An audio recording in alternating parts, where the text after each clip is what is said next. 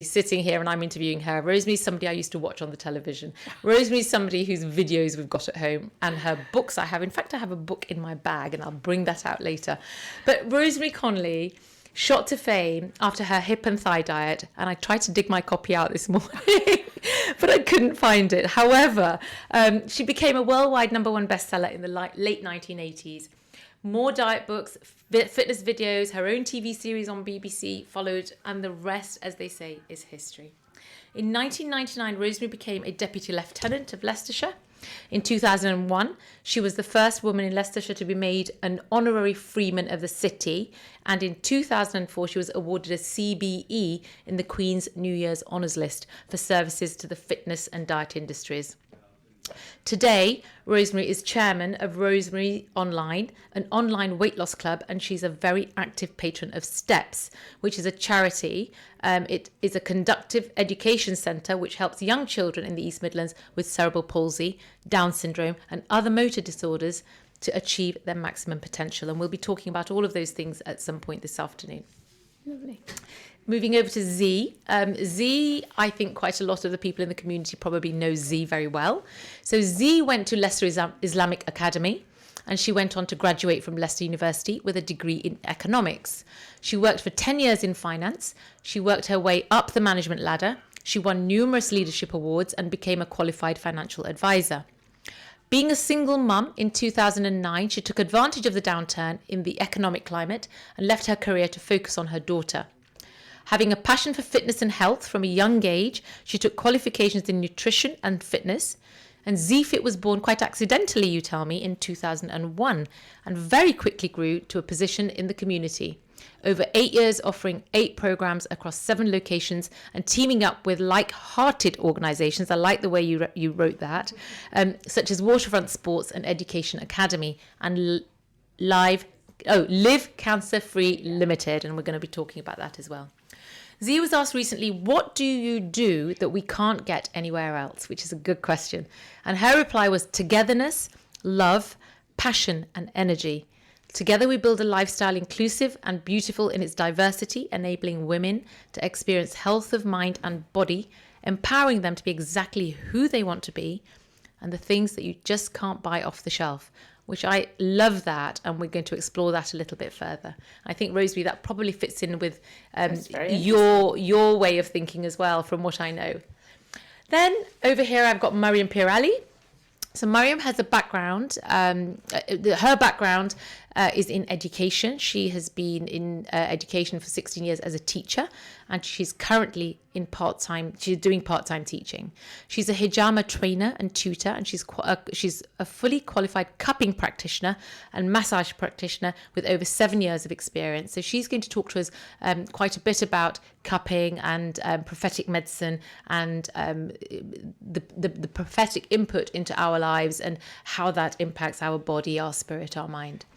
Mariam is a single mum to 2 children. She came to the UK 17 years ago from Mauritius, which explains her lovely French accent.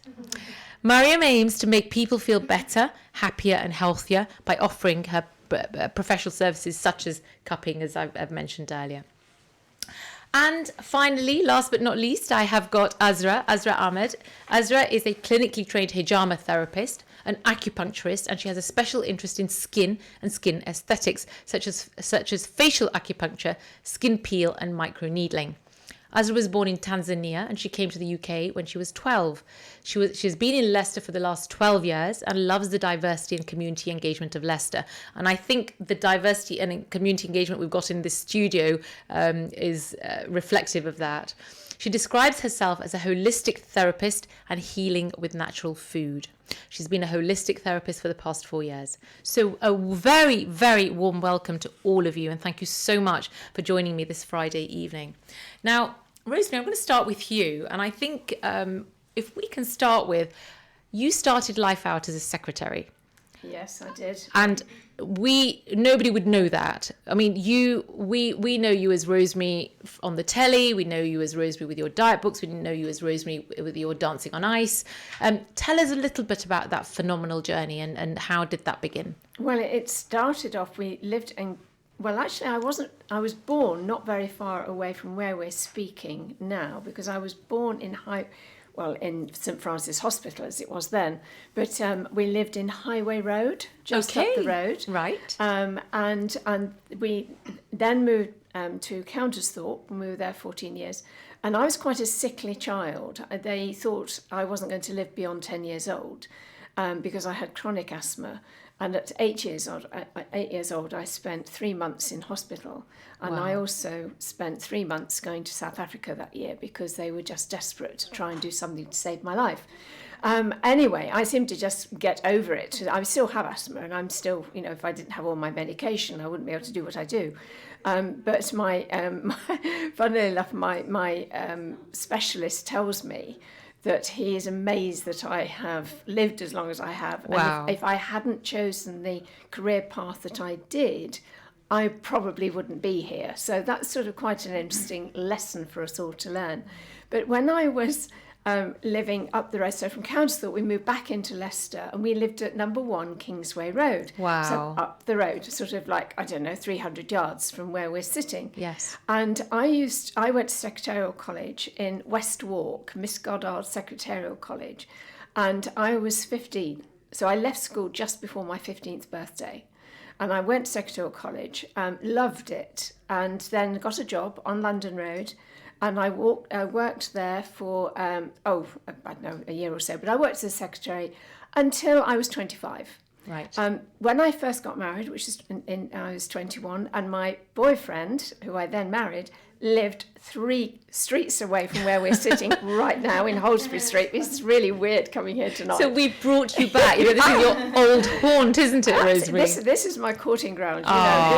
Isn't that lovely? Yeah, it's just amazing. And so this is when my mother-in-law, she used to come down to Evington Road and buy her shopping.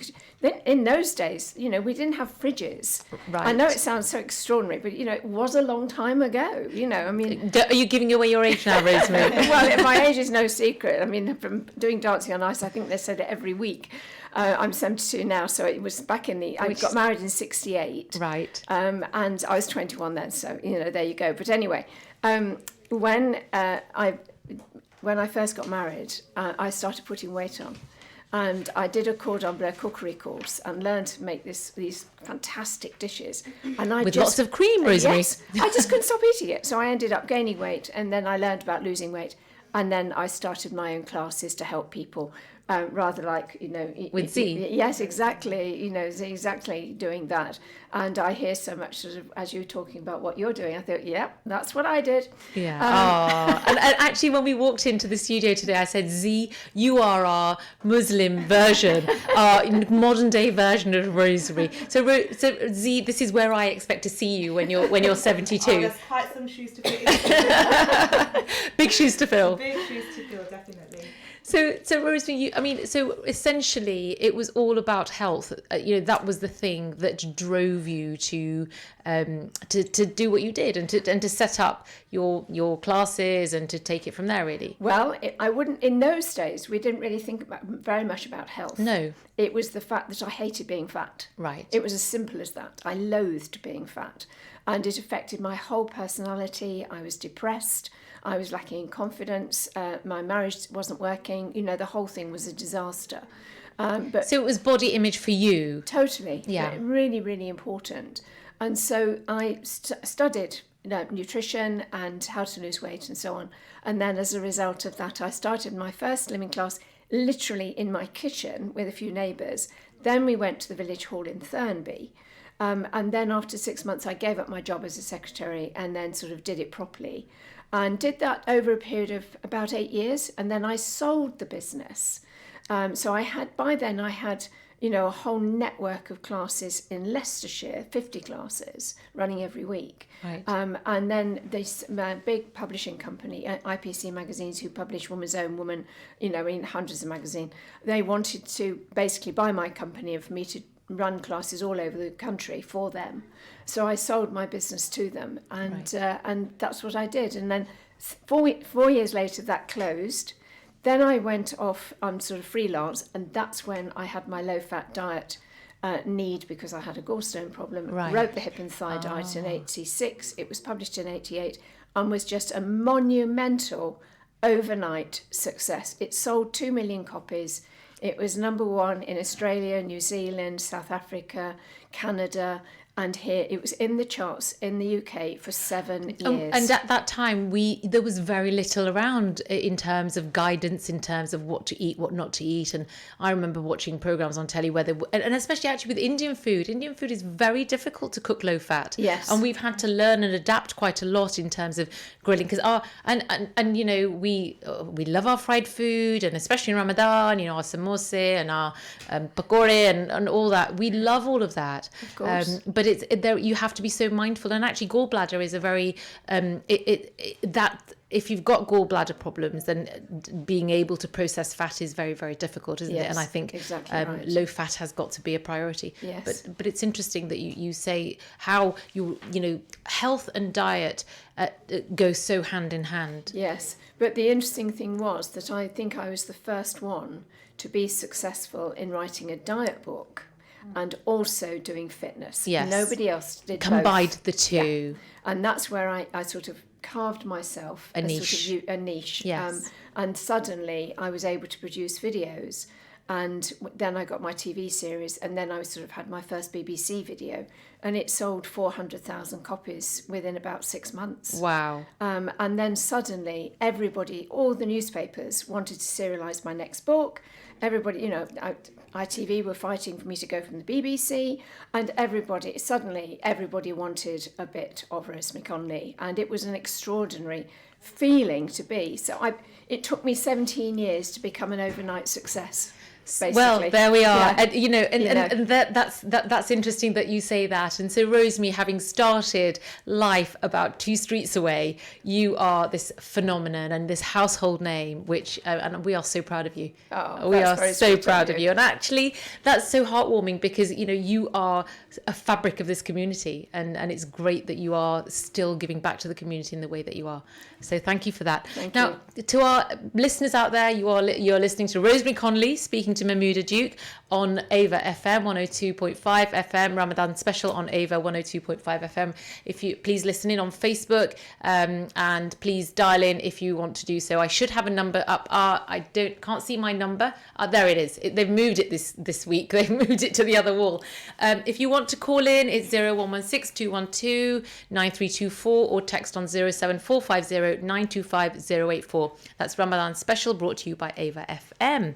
Now, on that point, I'm going to move over to Z. Z, when you were coming today, you were, oh my goodness, I'm going to meet Rosemary Conley. She's absolute legend. And then words would not come up. If I could urge you to just come a little bit closer to the mic, brilliant. Yeah, no, you know what? It's an honour to meet you. And as I was growing up, I did some of your videos as well. I've seen them, I've got them at home. So, it's a great honour to meet you today. And it's so interesting, your journey, because I resonate with so much of what you're saying there. In terms of, we've just got technical. Thank you. Oops. See, this is where we Okay, you may have to hold that. I think we had that last week. That's probably not a bad idea to hold it, to be honest. Yeah, so very similar to you. When I started when I was younger, it was all to do with body image. Mine kind of started around puberty, because when I was growing up, food was just, I used to have a very good appetite, and I could eat whatever I want. And, because we were really active as kids, right? When we were young, we used to play out in the street. So just a very active child. So, I used to eat whatever I want and never put on weight. I got to kind of 13, 14 when I hit puberty. And all of a sudden, all the hormones kick in, and all of a sudden, I started putting on weight, and I really didn't like the way I felt. I didn't feel good. I was ashamed of my body, and when I just before I was about to go to college, I kind of made that decision that I'm gonna lose this weight. So, without any education, you just start going on this diet where you just start cutting out food completely. And that's kind of where my journey began, and I tried various different things, various different kind of diets, exercise programs. And then when I, like you mentioned when you introduced me, when it was about 31 before I finally got to a point where I discovered actually it's about actually understanding my body and understanding the way I feel as opposed to the way I look. Yes. It was actually that it was almost like a pin drop moment. And that's interesting actually, because that's talking about it's not about the looking, it's about the feeling. And where you're not doing it because of what you look like in the mirror, but actually having the health to do things. And that's quite an important thing, isn't it? It was, because it was if we do it just based on how you look, then how you feel, it will change. You'll love yourself one day, hate yourself the next. Yes. Because that's, and it also, when we think about losing weight, we automatically think food and exercise. Well, actually, I'm sure, Rosemary, you'll join me. It's actually about the rest of it as well. Resting, connectivity. It brought a whole load of spiritual things. Aspect of it as well. Absolutely. It's about being in the present moment. So actually eating mindfully as opposed to eating mindlessly, because that's what we've grown up. Well, that's what I'd grown up doing. It was mindless eating. But if it's absolutely, and actually that brings us right into fasting and mindfulness, because what's Ramadan about? Ramadan is all about being mindful about what you do. It's not just about what you put inside you. It's not just the mindful. We're not eating, because we're not just starving our bodies in Ramadan. When people say, oh, you're not eating, you're not drinking, but actually it's not about the not eating and not drinking. It's about mindfully doing everything that we do. I was reading a quote Mariam, can I bring... Yes. Yeah, I was reading a quote the other day where it says 1% of Ramadan fasting is... Bring the number. Can I urge you to... Thank you. 1% of fasting is only food around food. And the 99% is your spirituality, connection with the Creator. It's about changes in your life. It's about... It's a whole thing. Sorry, I'm going to bring in the Islamic approach to this. No, why are you apologising? Because it is the month of Ramadan. This is Ramadan special. It's the blessed month of Ramadan. Absolutely. And Islam itself is a way of life. It's a complete way of life. And Islam takes a holistic approach to health and well-being, right? How you nourish your body spiritually, emotionally, and physically form part of who you are.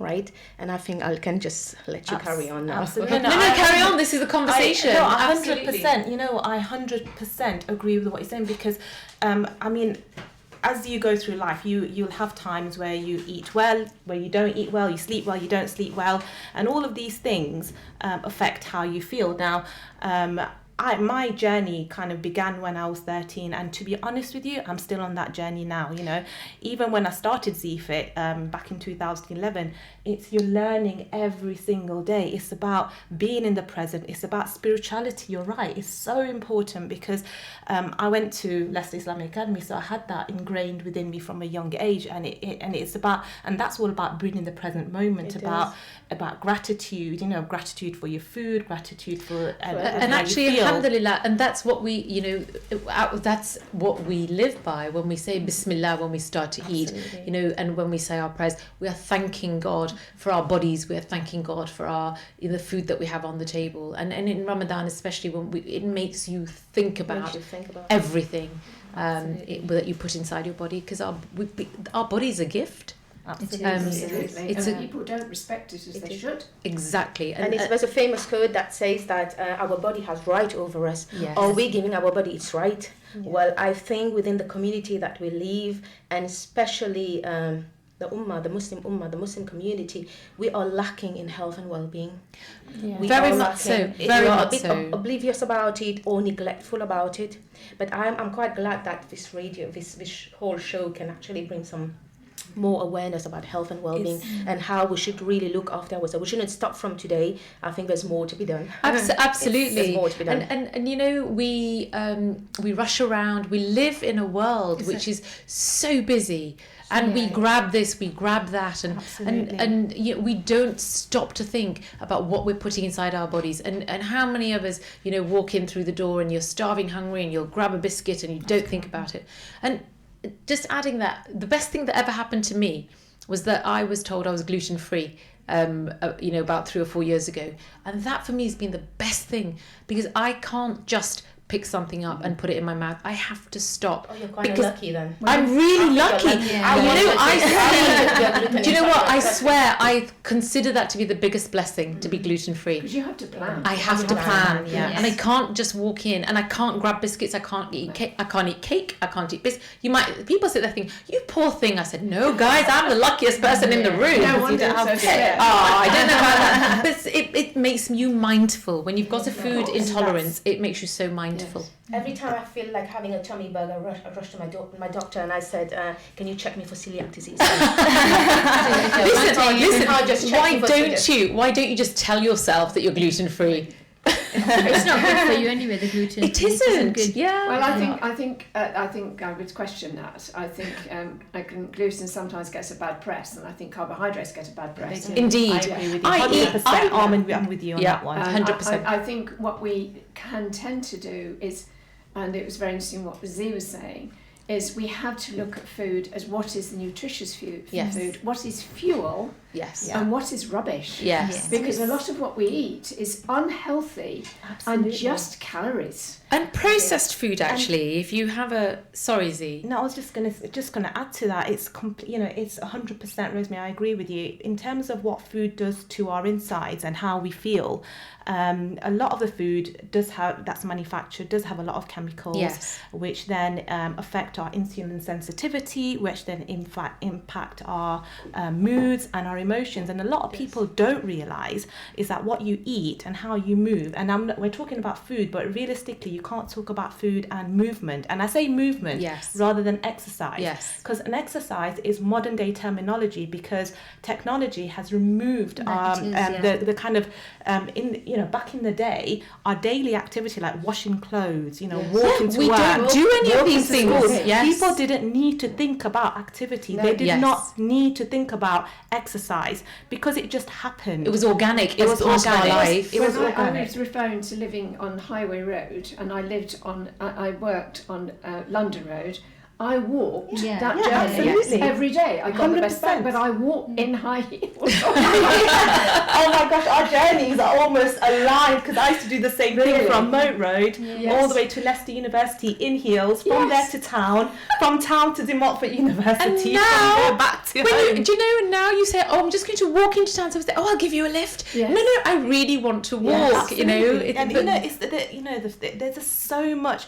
Our body is not so singular that just one thing impacts it. It's No. a holistic approach. It's a whole Yes. It's a lifestyle. whole It's a whole lifestyle. yes. And with ZFit, that's kind of what we do. We teach you a lifestyle. You give a man a fish, he'll eat for a day. Yes. You give him a fishing rod, and he's going to eat for life. No, So yeah. what we try to do is educate And you. actually, our religion, Islam, it's all about that. It's all about looking after the body. It's all about looking after the mind. It's all about detoxing. It's all about, Ramadan builds in a natural detox. Yes. Listen, I paid a lot of money to go to a detox farm. We've got 10 seconds before we go to the ad break here. So join us join us after the ad break. We've got Rosemary Connolly, Mariam Pirali, Z, and Azra.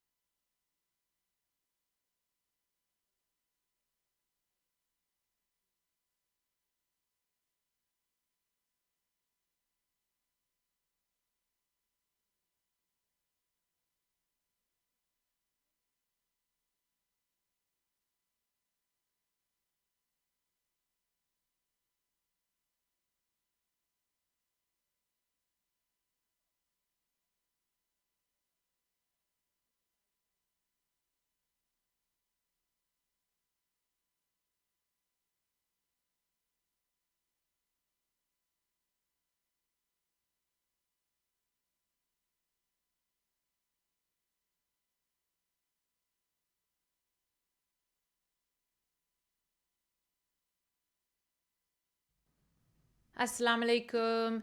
Good evening and welcome back to Leading Ladies. I've got in the studio Rosemary Conley, I've got Z Fit, I've got Azra, and I've got Mariam Pirali. And I'd just like to thank all of you for connecting with us on Facebook. I've got a few names here: Sam John Paul, Feroza Suleiman, Noor Aslam, Sharmeen Suleiman, Abu Ishaq, Yahya Patel. Assalamu alaikum. Thank you so much for joining us. And I've got a comment there. Salma Manzoor, assalamu alaikum. You were in the studio with us last week. Thank you for connecting. Read out your comment there. Z, can you read that out for me? Well done, ladies. Really important, engaging discussion. Thanks, Alma. Thank you, Salma. So we are on 102.5 FM. This is Ramadan special brought to you by EAVA FM. Now, we're going to talk about cupping. We're going to talk about some prophetic medicine today. And I've got two experts in the studio, not one. We're very lucky to have two of them. So I've got Azra and I've got Mariam. So can I start with, I'm going to start with Azra actually. I want to talk about black seeds. Tell us about the health benefits of black seeds. Right, okay. So the black seeds is one of the sunnah medications that we have. It was prescribed by Prophet Sallallahu Alaihi Wasallam for many health. Can you come in closer? Sorry to I'm Okay. getting a wave back there from the producer. So if I could Right. just have you come really close to Right. the mic, that would be fab. Thank you. And it has many benefits for many illnesses that we have around. And so black seed, does that come in different forms? We have an oil form in it as well. And how do you take black seed? How is that taken? So we have the oil that Yes. we can take. We can mix it with a few things as well. It's quite a warm food. So when people come with conditions, the thing is, a lot of people use black seeds for everything, but it's not suitable for all your conditions. So it's very important that you know whether you've got heat in your body or whether you've got cold in your body. And how does one know whether what it's suitable for? So what kind of things is black seed suitable for? Black seed is suitable for generally when you've got cold in your body. So it's a very warm food. It's a very warm seed. So if you've got any cold or anything like that in your body, any ailments or any conditions that are to do with cold, like arthritis, rheumatoid arthritis, fibromyalgia and things like that, then we would say, yeah, black seed's good for you. A lot of people generally prescribe it for things like eczema and stuff like that. But when I've come across like telling people or advising people, I've noticed that it doesn't help people with eczema because you've got heat and then you're adding heat more to it. Right. So do you diagnose? How does that work? I don't diagnose, and I'm not allowed to kind of diagnose. I don't diagnose people with a condition, but what I look at people is I'd look at what their body is kind of telling me. So the main thing with any holistic therapy that you go through is to look at the root of your problem. So it's not to look at a diagnosis or a condition. So when people say things like when you've got arthritis or you've got diabetes, we look at the root of it, we look Right. at what's causing it, and we try to deal with not the symptoms but the root of the condition. Right. And so would you, if someone came to you and said, this is what's wrong with me, would you suggest that they tried the seeds in an oil, black seed oil, or is that how you I come would, in? yes. I would look at the whole diet. Right. Again, I'd see what the diet is about. Diet is very, very important in most of the conditions. It's said about 80% of your illness is due to What you eat. Yes. Absolutely. And unfortunately, the way we are right now, we don't have anything that's organic. Okay. So even the cows, the chicken, what we eat, they're all kind of injected with hormones. So You mean halal? Because halal, we're limited in terms of having organic halal. I think it's hard to get hold of, isn't of it? even things like fruits and vegetables and all, they're all kind of sprayed with pesticides and they're all pumped up with artificial things. So I Yes. think one of the main reason why we tend to have a lot of illness is because we don't have the natural food that we used to have before. Everything's very commercialized And processed. and yeah, so one of the reasons why and unfortunately I think we can't get away from that because it's unless you've got your own farm and things like that, so it's very difficult. So but if you can go organic, so that's the main thing. I do believe that refined carb does kind of have a lot of issues with most of our guts that we have. So having the good, like Rosemary was saying, having the good carbs is very important, rather than going for flour. Processed, yes. Yeah. So can I bring you in here, Mariam? You do cupping. Can you tell our listeners what cupping is? Okay, Bismillahirrahmanirrahim, Alhamdulillahi Rabbil Alameen. Before I get into cupping, just want to touch on the black seed aspect. Yes, right? of course. The black seed is mentioned in the hadith where it is a cure for all disease except death, right? Well, I am currently a cupping practitioner. Part of the main prophetic medicine that I'm currently providing at the clinic is cupping therapy. But alongside of that, I do incorporate other prophetic medicine, black seed as well. Black seed, honey, things like turmeric powder, other miswak, and other prophetic medicine like senna leaves. And So miswak, can you just explain that to our the listeners? miswak is basically the siwak which is used. It's like a little twig, right? Not too long. I said it's like your finger, right? Yes. And that one, the Prophet Muhammad sallallahu alaihi wasallam mentioned that the benefit of miswak is it kind of lighten your speech, okay, and also improve your memory. Scientifically proven nowadays that it helps with your oral hygiene as well and fight gum infection. Right. So people traditionally use it as a toothbrush, don't they? Toothbrush. Right. And and I think in Eastern countries, if you go to Saudi Arabia, if you go to India, Pakistan, you see people chewing on sticks, the actual and stick. that is actually a miswak stick. It is, and chewing it on it and sucking on it as well, get the juice out of it. Yes. It has its own benefit as well. Right. It has its own benefit. Coming back to cupping now, cupping looks very scary. I've seen pictures of it, Mariam. I've seen it on your WhatsApp things, and I've seen pictures. And when I've looked at it, I would be very put off doing it just because it looks very, very scary. So can you tell us about it? What does it do? What are the benefits? Okay, firstly, cupping is the Sunnah of Muhammad sallallahu alaihi wasallam. The first and foremost, the Sunnah of Muhammad sallallahu alaihi wasallam. And secondly, it is extensively reported in the Hadith. Cupping has been practiced now for over 7,000 years ago. And what can you explain what cupping actually is? Okay, it is a process where cups, whether it's nowadays we use most of the clinic, we're currently using plastic cups, disposable cups, but a long time ago we used to use animal horns, bamboo cups, and different type of cups, right?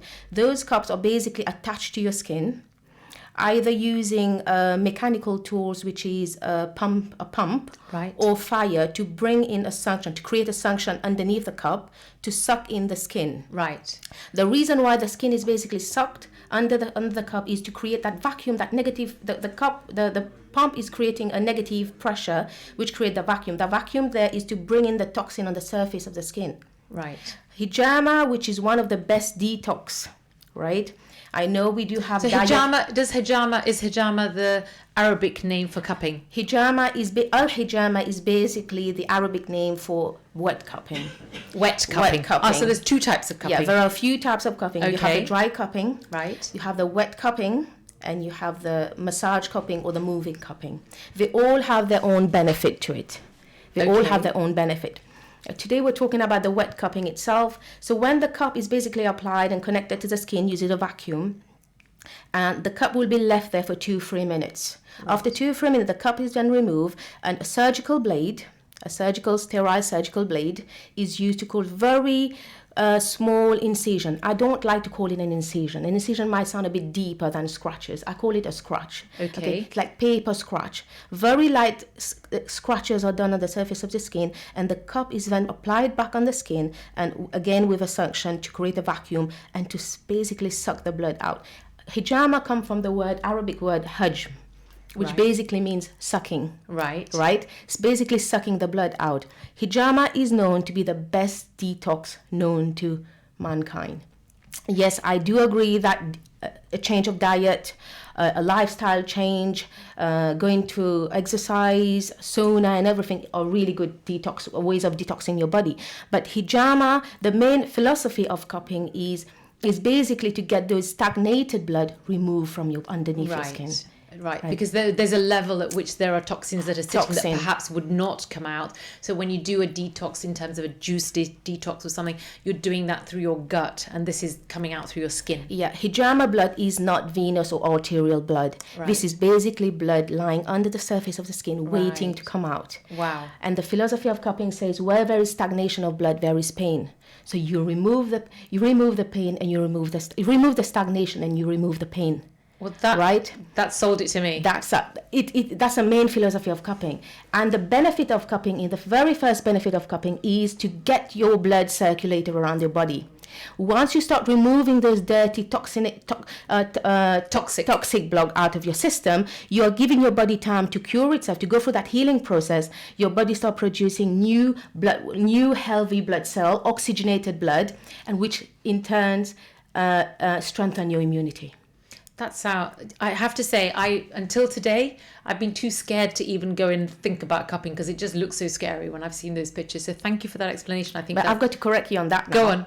The thing that I've got to correct you on that is Go on. that a hadith is enough to convince you that you need Okay, hijama. I know, but okay. Well, it's enough to convince It you. is. Okay, so the correction that I make is that I have never taken the time to go and read the hadith, to go and learn about it. There's So- a lot about it. Yeah. The main hadith that really struck me, that's the reason I got into hijama, right? The reason I got into health, especially hijama, because at some point in my life I wasn't too well, was going through marital issues, all sort. And one hadith that really struck me was the hadith of Muhammad sallallahu alaihi wasallam went on the night journey, and he went to Israel, and every single angel he met on the night ordered him to pass a message to your ummah, order your ummah for hijama. And that was enough for me to tell me, just for me to comprehend the impact of hijama on the ummah. That's a strong message to me.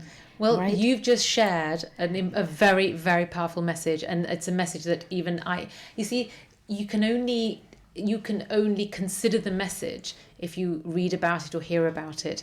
And there will be plenty of people out there like myself who've heard about hijama but have never taken the time or trouble to go and read about it. So you have helped somebody like me who has never done that. So I hope there are listeners out there who knew nothing about hijama, who today, Mariam, thank you so much for enlightening all of us. A piece of advice I'll give to those who are scared of hijama: go to whoever your practitioner is, go for a taster session.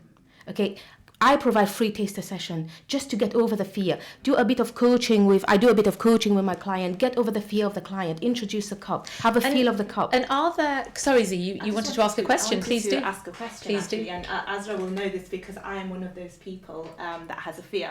Now, I know about I've been on the prophetic medicine course as a beginner, so I'm not an expert.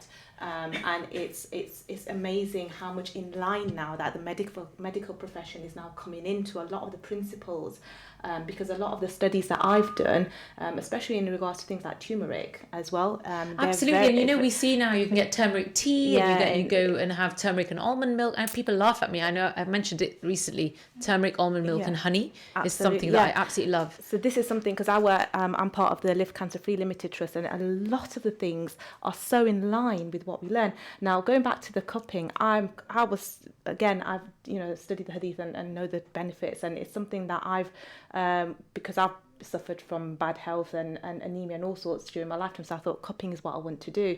So when I went to do it, I passed out.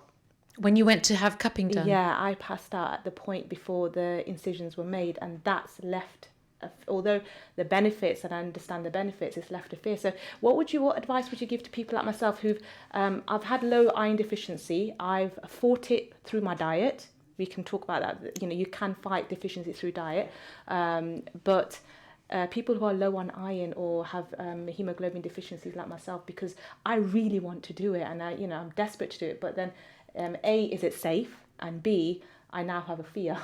Okay, coming to the first thing, part of a practitioner is to get to know your practitioner, right? The very first stage of getting into the treatment is to go through the assessment and consultation, which is a crucial aspect, right? Let's say, for example, you're my client and I've got to go through that consultation and assessment with you right now, and you mentioned something like you're anemic, right? I'll need to see an evidence. What's your level? What's your latest level? You need to get me a level, at least even. Most of the time, I start my consultation over the phone. It's a very important stage for me because if someone can't have hijama, there's no point of me calling them to the clinic, right? Make them sit down there, waste their time. I get a quick consultation on the phone, get to understand So you will screen people on the telephone, just for 5 minutes, not too much. Why do you need hijama? Any reason? Is it for just a sunnah? How's your health? Quickly, we talk about it. Okay, you're anemic. Okay, get me your reading. Go and contact your GP. Get that level to me. What is the base level? What's the minimum level? Well, when it comes to level now, this is something, different practitioners are different on this, okay? Some practitioners believe hijama can be done even though you're anemic, okay? I myself believe that get yourself off your medication. If you're on 1 or 2 tablets a day. So can I make a suggestion? So anybody who is interested, sorry to cut across you there, Mariam, but if you are interested in hijama, I think it would be good to give you a ring and to have that conversation. And I think what I would say is that you probably need to be very aware of your own health needs. You need to be very aware of your iron levels. You need to be very aware. And if you are going to consider hijama, perhaps a piece of advice would be to talk to your GP and make sure that you do it in conjunction with your medical practitioners as well. So I think that's probably every word of client caution. is an individual, and everyone is an individual approach. A word of caution that we need to give. So thank you for that. That's really, really interesting in terms of hijama, and I hope that there are people out there who have been enlightened by what we've just heard. Now, we've talked about exercise and we've talked about food a little bit about, we've touched on those things. And I mean, I don't know, we talked about, 80-90% of our our body is affected. We are what we eat. Yeah, my body is a temple. I am what I eat. Or we hear all of those things bandied around. And when we eat processed food, we've touched on that and the impact that has. So can we also think about mental health?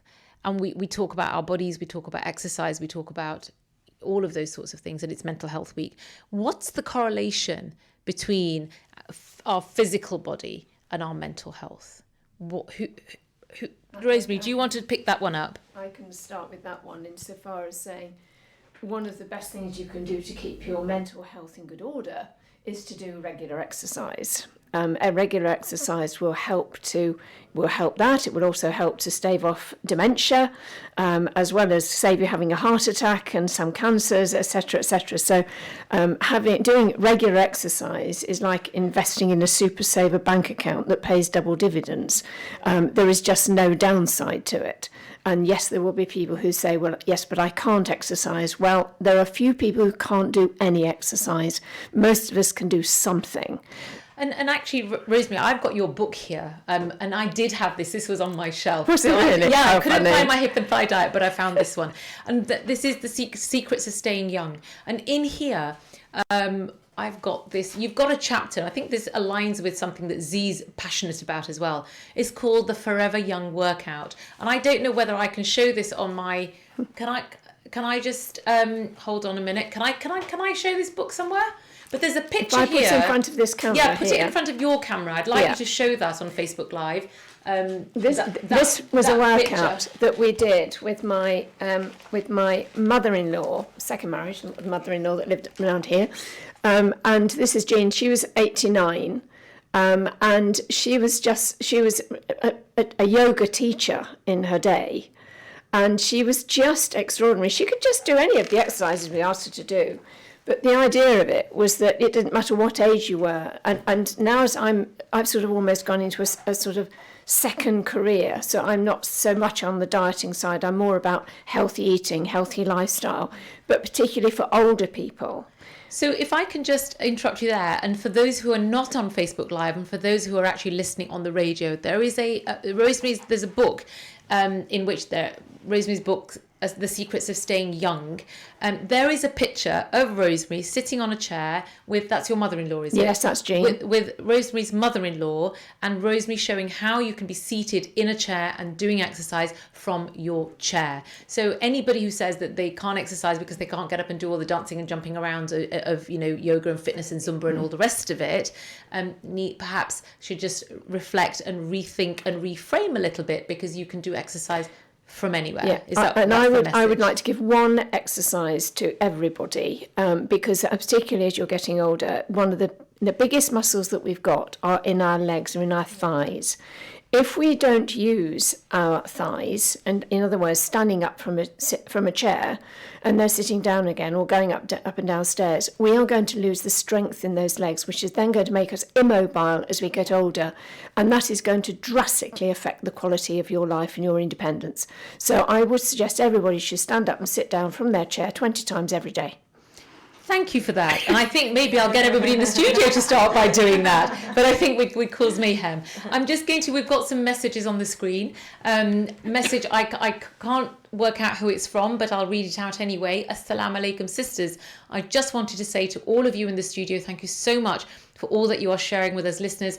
Very, very interesting and good advice. Please do share all your contact details on how we can contact some of the ladies or any services we can access in the community. Jazakallah khair.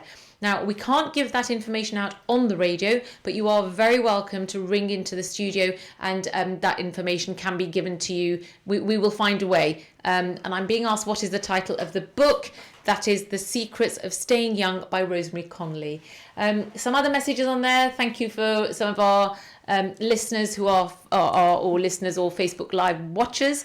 I've got Rahima Sheikh who's joined. Hello there, Rahima. Assalamu alaikum. Sam, very interesting. Well done and the best of luck to all. Thank you, Sam. Hina Arafat Valani, please may you share the Hijama ladies contact. So we will contact you. We will contact you the other way around rather than giving our contact details online, if that's okay. And I've got somebody else. Vlogs Bance has joined. Hello, Vlogs. Nice to see you connecting with us on Facebook Live. So we are on EAVA FM. This is Ramadan special brought to you by EAVA FM on 102.5 FM. We're also on Facebook Live. So please do connect with us and send your comments through. We would love to hear from you. Just going to go on. So that fits with very much. I was going to say. Website details. I can't see the website details. The screen is gone. Oh, for them, I can give theirs? Okay, we'll do it after the break.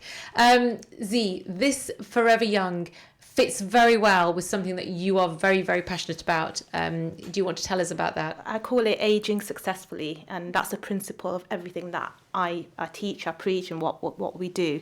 A lot of people tend to slow down when they hit a certain age or stop exercising because actually, and it should be the actual opposite. The journey that we're going on with Z-Fit is we're going to be starting out chair-based exercises and people with any kind of conditions because it's about moving differently. So we're going to be introducing a lot more of that in the community because one thing that I realized myself, because I'm now hitting that age myself, when you hit 40, your body starts to tell you certain things, and it does respond, the way you eat, the way you move, and the only way to age successfully to prevent diseases like osteoporosis, which us women can gain because we do because of the hormones start depleting once we hit a certain age. So doing strength-based exercises and working out in different ways. It's not just about, we have this concept of exercise being hitting the gym, going on the treadmill. And that's something that I wanted to kind of flash out the window because it's about moving in whichever way motivates you. And that's one thing that I preach. So can I just bring in something here? One of our Facebook Live listeners or engagers has Sayyidah Adam Ali, Assalamu alaikum Sayyidah. What Rosemary has suggested about the exercise comes in line with Salah if you did it 5 times a day. Now we pray 5 times a day, and actually the number of times, if you pray say your prayers mindfully and do it how you do it, you're meant to do it, and you move, we are actually doing Pilates. Yeah, it's if you mindfully move your spine and you go. When I did Pilates, I realized that namaz, salah, is all about Pilates. If you do it slowly and mindfully. And why do we have tarawih? Why do we have 20 rakats after we've eaten? It's because it's Allah's way of making sure we exercise in Ramadan. Yeah. And that is Allah's way of making sure that we do, we look after our bodies. So Salah is a fabulous way of us keeping in shape, and Allah's, it's a pillar of our religion. and we are ordered to do it 5 Absolutely. times a day. So if you do that, you are exercising, Rosemary. So that kind of fits in with the Muslim way of life. So it's amazing that you've asked us 20 times. I think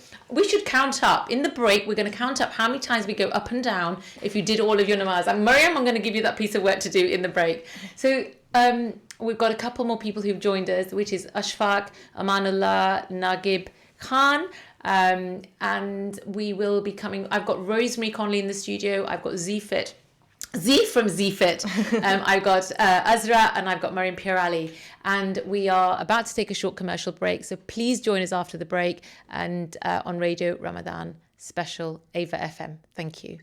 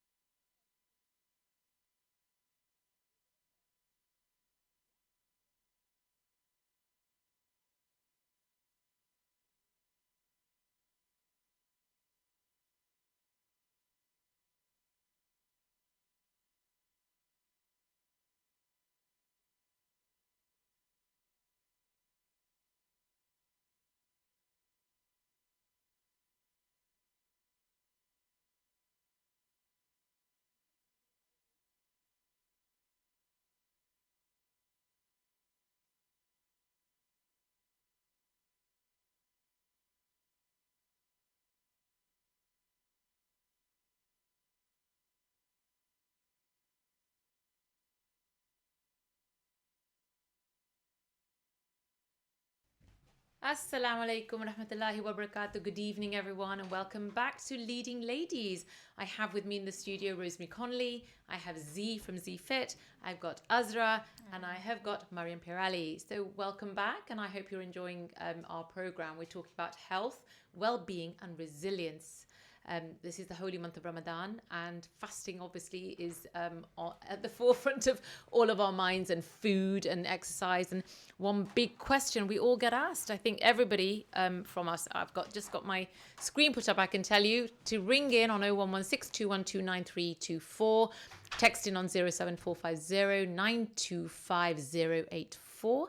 We are, this is Ramadan special on EAVA FM 102.5 FM. So please do engage with us. I think we've got a few new joiners up here on Facebook Live. So we've got Ashfaq Amanullah, we have got Nagib Khan, and we've got Hassan Hussain. Salaam alaikum, welcome, and thank you for joining us.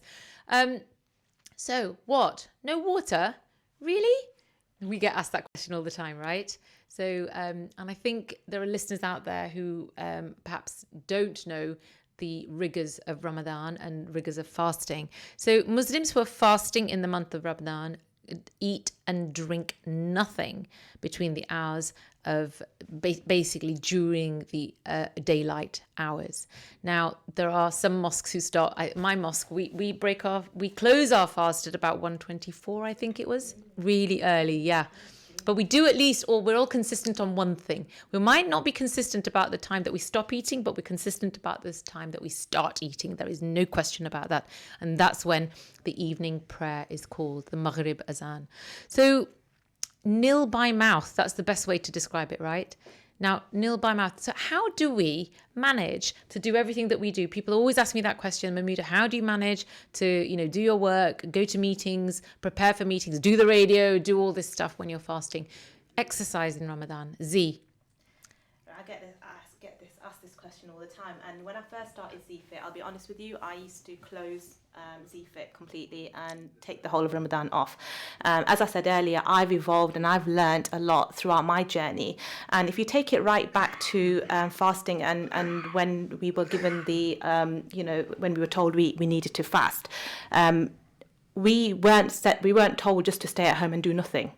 And before, we're talking about 100, 200 years ago, or back, in our Prophet's day, they still had to go about their daily business, which was very active, right? It was very active. They didn't have cars. They didn't have cars. They had to walk. They had to work. So working is part of your ibadah, as far as, it's part of your ibadah, exercise. So in terms of exercising, you've just got to be sensible in your approach to exercise. Okay. So if you're in a very active job, if you're your lifestyle's very active anyway, then I would rule exercise out completely, because you don't need to do it. All right, because you need to reserve. So you've got reserve. What you're saying actually, Z, is that you're already exercising organically. Absolutely, so what you're saying, actually, if you pray 5 times a day mindfully and do every single one, and the tarawih at the end, and the tarawih in the evening, so you're getting adequate exercise. Absolutely would. If you're like myself, who's got a very active lifestyle, and my body's used to a certain way of exercise, so you exercise. You can exercise. There's nothing to say you can't, but you got to exercise. Think about the time of day.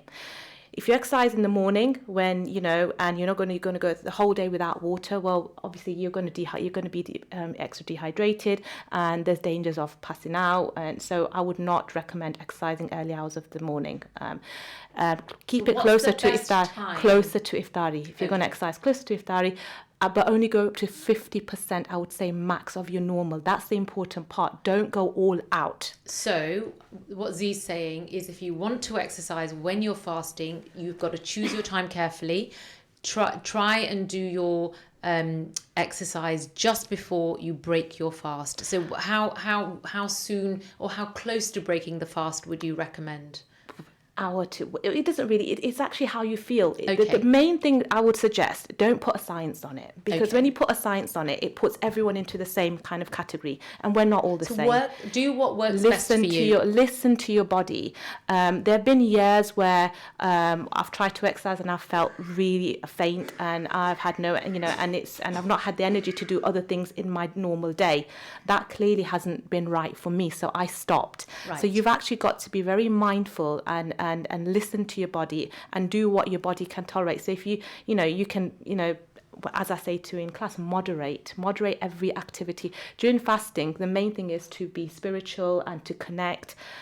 So when it comes to exercising, be mindful, moderate, and listen to your body. Don't do it early hours of the morning. If you have got any kind of health conditions, I would suggest that you definitely rule out exercise. Or at least take a medical advice on anything that you do. We're talking about again, you're talking about exercise in the most clinical form. When you talk about exercise, you're talking about hitting the gym. Absolutely. Walking's absolutely fine. Yes. So think about maybe just alternate with the kind of activity that you're doing. So rather than hitting the gym and doing a HIIT program like we normally do and go crazy, instead go for a walk. You know, and whilst you're walking, you can engage in spiritual prayers. So what you're saying is exercise in moderation. So don't sit still. So I think the key message is Ramadan, when you're fasting, does not mean to say that you can't do anything. That you've got to be a couch potato and you sit there waiting. Because actually, really, the busier you are, the faster the day goes. In fact, from my, I'm not as knowledgeable. Carry on with your normal. Absolutely, you carry on your normal activity. Like I said, I'm not as knowledgeable as both, but my understanding is the whole point of fasting is to continue, is not to make adjustments around, so to carry on. So if you have a very active lifestyle, or if you exercise, and do that as part of your normal life, then, it's to carry on doing that. Okay, so hold on. We've got some messages. Z, I'm just stopping you there. I've got, a few months ago, I visited a person who performs horn cupping. He said that the cupping that people do today using the glass cups is not the real method according to the Sunnah. Apparently, because there was no glass cupping back in the time of our Prophet Muhammad sallallahu alaihi wasallam. Could you please discuss this matter?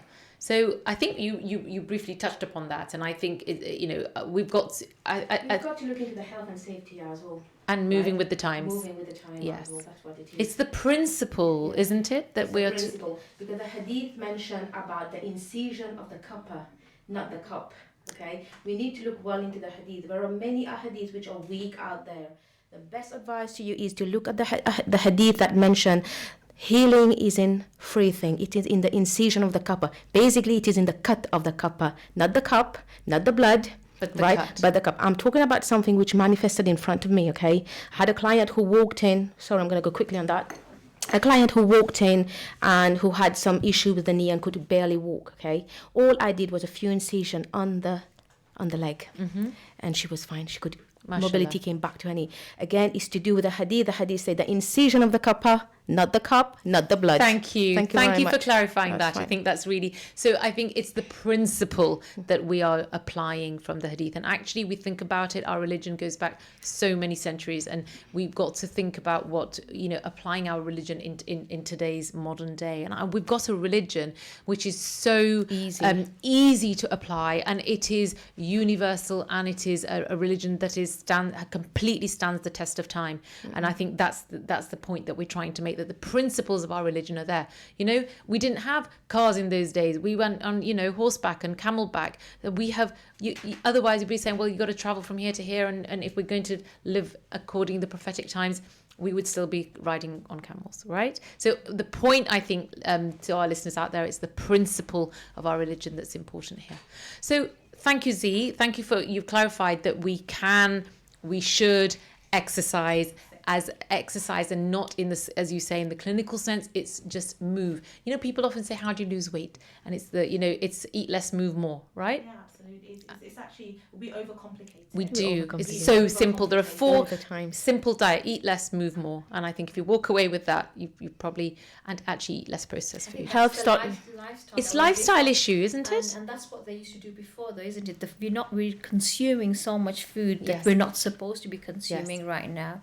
So in the olden days, what it was people are eating very less Because they didn't have the food, and I suppose, and they didn't have the variety that we have. Your body doesn't need that much food. No. It's mindless. It's Yeah. mindless, isn't Yeah. it? Once you understand, when you eat well and you eat the right amount, and then you put yourself in the presence and see how that feels, you would never go back to any other way I of would eating. completely agree with you. I mean, I've got to say, there were days when it would say, don't eat nuts, don't eat avocados, don't eat this, don't eat that.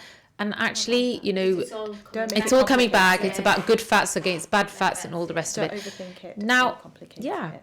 Now I'm going to change topic here slightly. And I'm going to go over to Rosemary, because Rosemary, you're a deputy lieutenant. Yes, and so are you, Melinda. I know. But you're the guest on the programme. So I'm going to have you tell our listeners a little bit about what it is. What is a deputy? I get asked all the time, you know, what is a deputy lieutenant?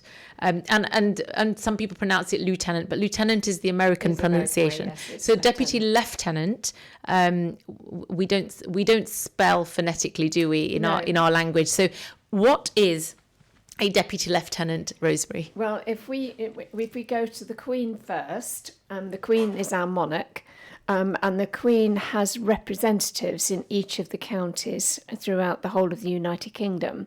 And in each of those counties, she will have a Lord Lieutenant. And the Lord Lieutenant is male or female. So it's not a Lady Lieutenant. If you're a lady, it's a Lord Lieutenant. And up until last year, we had a lady Lord Lieutenant, and that was Lady Gretton. Now we have Mike Kapoor as our new Lord Lieutenant, and that is a role that is taken on up until you're 75. So it's unlike the High Sheriff, unlike Lord Mayor or any of those roles. This is very much when you are given the honour of being a Lord Lieutenant, that is a huge honour, and that will go until you're 75 when you have to retire. And so Mike Kapoor has got a very long innings because he's very young. He is very young. He's the youngest Lord Lieutenant in the country, and he's the first Asian one. So we're very proud of Mike, and he's a fantastic guy, and what an amazing choice. And a fabulous role model. Totally, a fabulous role model. Now, the Lord Lieutenant in each of those counties will have a Vice Lord Lieutenant, so that's their number 2. And then under them are a whole number of deputy lieutenants. So there's about 30 of us, and people sort of will sometimes say, "Oh, you're a deputy lieutenant? Oh, amazing!" I said, "Well, there is about 30 of us, so don't be that impressed." But it is an honour, and to be made a deputy lieutenant, you have to not have what's the word I'm looking for? A crime history. Criminal record. Criminal record. That's the word. You can't have a criminal record. You can't have any problems with your tax affairs and all of those sort of things. So you've got to be basically a bit of a good egg, and it is a massive honour. And what happens with the deputy lieutenants? I've been a DL, as we call ourselves, for 20 years now. And in that time, I've seen many people come in as deputy lieutenants and other ones retire. You can still be active even when you've retired. But it is a role, and when we're invited to deputise for the Lord Lieutenant, we go in his place, and we are in fact standing in that event representing the Queen. So it is a massive honour, and it is an important role, to be honest, and so we sort of treasure it when we're invited to be it, and it is very lovely. And Rosemary, I remember talking to you about the Remembrance Day, and that's the one time when you said that people come up to you and call you ma'am, yes, as if you are the Queen. Yes, and it was funny because some of the roles that we're asked to do is go and do a citizenship ceremony. And so I've done that for the last 2 or 3 years. And that's that's when you really feel that you are having a massive responsibility, and that they see was terribly important. But you are terribly important on that day. But I'm massively important on that day, and you feel very important on that day. So anyway, last year, and this all takes place near to County Hall in Glenfield. And we'd gone through the sort of official business, if you like, and everybody had been given their certificates, and it's very, very special. And then as we were going out, this lovely family were just standing by their car. So I went over to them and said, so where are you from, and etc. And so I explained to them, who I was insofar as what a deputy lieutenant was, and so on. And so as I walked away, the little girl that was with them said, "Bye-bye, half queen." Oh, that is so cute. So sweet. Oh, so that was just half queen. I love it. So that was such a sweet comment. I think that's going to be my new nickname for you, Rosemary. So, but it is lovely, and it's an honour, and we're very fortunate. And Mahmouda, you were given this honour because you are very special too.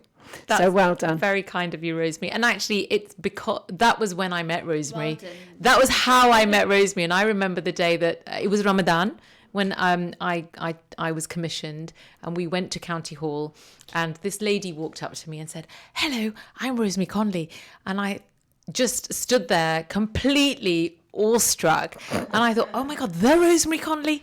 And it really was. And my mum was there and everybody was there, and I had my hijab on, so I was really proud of myself for having gone with my hijab on. But on that day, and I just thought, wow, I never, what I would tell my 16-year-old self is that you never know that when you're 52 that you're going to meet somebody that you've been watching on the television all your life, and that they're actually going to be a part of your life. So you just never know. It's funny, but there is quite a strict protocol.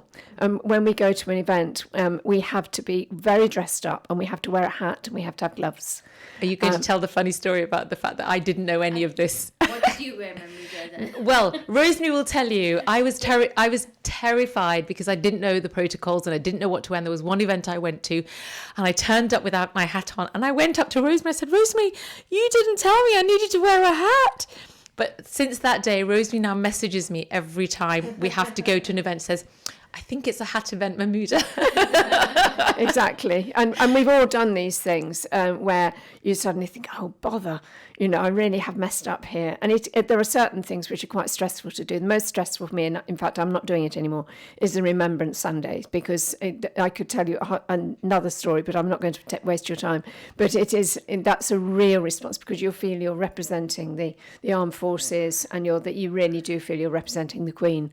And you lay the first wreath and all of that. And it is very special. It is very special. Very special. But I'll hand that mantle over to the younger ones. So very quickly, we've only got 3 minutes left, and I did want to talk about some of the charity work that you all do. I also want to give you the opportunity to give your websites online or on air, because I believe that I can allow you to do that. I've had permission from the producer. We can do that.